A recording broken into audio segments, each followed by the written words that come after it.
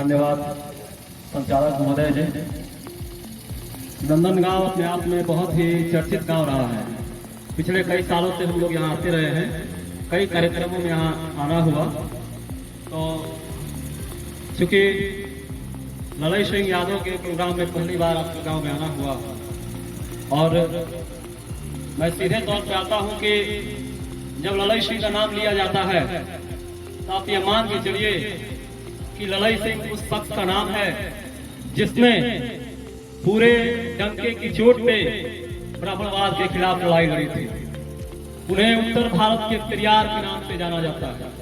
एक दक्षिण भारत में पेरियार थे जिनका नाम था रामास्वामी नायकर पेरियार। वो उन्हीं से मोटिवेट होकर के, उनकी बातों को सुन करके, वो भी उनसे प्रेरणा लेकर के उत्तर भारत में एक आंदोलन चलाए जो पाखंडवाद और धार्मिक कर्मकांड के खिलाफ था।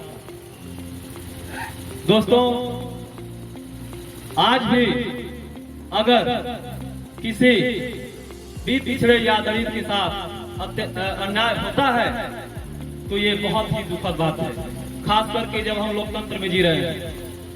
क्योंकि ये घटनाएं जब इस देश में लोकतंत्र का बहाल नहीं हुआ था, लोकतंत्र तब ये होता था तो आश्चर्य नहीं होता था। लेकिन आजादी के बाद भी अगर किसी दलित महिला के साथ, किसी ओबीसी भाई के साथ या बैकवर्ड या अल्पसंख्यक महिला या व्यक्ति के साथ धर्म के नाम पे, जाति के नाम पे अगर उसके साथ अन्याय होता है तो ये बहुत दुखद बात है। आप जानते हैं कि धार्मिक आयोजनों से हमें कोई लाभ नहीं होने वाला है। बार बार आपको टॉर्चर किया जाता है, सताया जाता है, मारा जाता है, पीटा जाता है। आप जानते होंगे इसी देश में जो अभी हमारे पूर्व राष्ट्रपति हुआ थे रामनाथ कोविंद, जब वो दक्षिण भारत के किसी मंदिर में जाते हैं और जब वो मंदिर से वापस आते हैं तो उस मंदिर को धुलाया जाता है गंगाजल से। इसी देश में अखिलेश यादव को जब वो आवाज छोड़ दिए तो उनकी आवाज को गंगाजल से धुलाया गया। आप समझते हैं कि आप उनकी नजर में इंसान है? नहीं, आप इंसान अभी भी नहीं है। आजादी के इतने साल बाद भी उसके नजर में आप इंसान नहीं है। आप इस बात को मानिए, लेकिन दुखद है इस बात को कि आप इस बात को समझने के लिए तैयार नहीं। आप आपस में लड़ने पे भिड़े हुए हैं। कोई कुशवाहा से लड़ रहा है, कोई चमार पासवान से लड़ रहा है, पासवान यादव से लड़ रहा है, यादव पासवान से और चमार से लड़ रहे हैं। ये बहुत दुखद स्थिति है साथियों। हम ये मानते हैं कि देश का 90% जो बहुजन आबादी है वो हमारा भाई है, हमारा अपना है और हमें एक साथ मिलकर रहने की आवश्यकता है। कौन कहता है कि वो लोग मजबूत हैं? अभी सर बता रहे थे कि 15 और 15 किलो राज कर रहे, 85 किलो रोड पे इसी तरह से घूम रहे हैं। उनके पास उनका कोई प्रतिनिधित्व नहीं है कहीं भी शासन में, जितनी जनसंख्या उसके अनुसार। तो कौन कहता कि वो मौजूद है? मैं कहता कि वो मौजूद नहीं है। आप बटे हुए हैं, आप टूटे हुए हैं, इसलिए वो मजबूत दिखाई दे रहे हैं। आप 10 हैं तो 10 अलग अलग धारा में बटे हुए हैं, और वो 5 ही हैं तो 5 एक मंच पे खड़े हैं, इसलिए वो मजबूत हैं।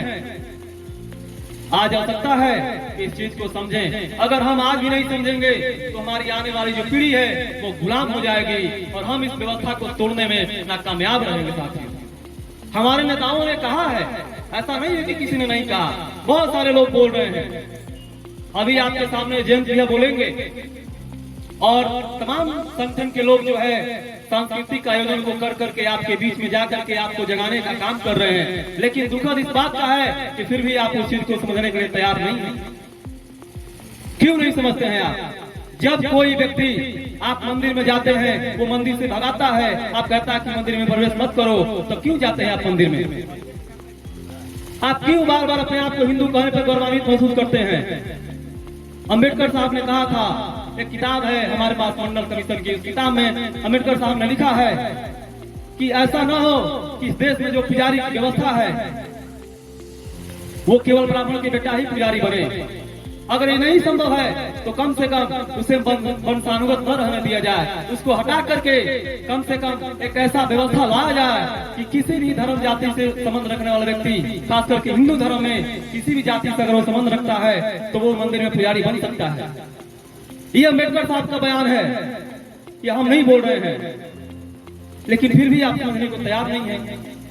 दोष आप में है, आप सबसे ज्यादा दोषी हैं और कहते हैं कि वो आप पे राज कर रहे हैं। आप जिस दिन एक हो जाएंगे उनका मजाल नहीं है कि आपको छू कर चले जाएंगे।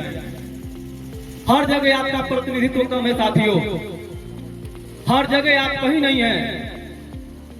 न्यायपालिका, कार्यपालिका, विधायिका, हर जगह में आपका प्रतिनिधित्व कम है। असली लड़ाई हमारा वही है, हमारा असली मांग भी वही है। अगर हम वहां नहीं जाएंगे, यूनिवर्सिटियों में नहीं पहुंचेंगे, कॉलेज में नहीं जाएंगे, बड़े बड़े प्रशासन के जो विभाग हैं सचिव नहीं बनेंगे, तो बहुत दुखद बात है इस देश में। क्या आप जानते हैं कि इस देश में आज तक किसी भी ओबीसी जात, ओबीसी वर्ग से संबंध रखने वाला व्यक्ति इस देश का सुप्रीम कोर्ट का जज नहीं बना है, जो चीफ जस्टिस ऑफ इंडिया कहलाता है। आप इस विषय में क्यों नहीं सोचते? मैं ज्यादा नहीं कहूंगा क्योंकि हमसे ज्यादा विद्वान और बुद्धिजीवी लोग बैठे हुए हैं। मैं इन्हीं चंद शब्दों के साथ मैं एक बार आग्रह करूंगा कि कम से कम की ये जो आपस में मनमुटाव है, मनभेद है, इसको खत्म करिए और ये मानिए कि 90% का जो आबादी है वो हमारा एक है, हमारा भाई है। और जब तक हम एक मंच पे एक साथ भोजन नहीं करेंगे, एक साथ बैठेंगे नहीं, एक साथ बात नहीं करेंगे, तब तक इस मकर जाल को हम तोड़ नहीं सकते। जान लीजिए। और मैं इन्हीं चंद शब्दों के साथ मैं पुनः प्रिया ललई सिंह यादव को नमन करता हूं। आप सबको क्रांतिकारी इस्तकबाल पेश करता हूं। जय भारत, जय संविधान, जय अम्बेडकर।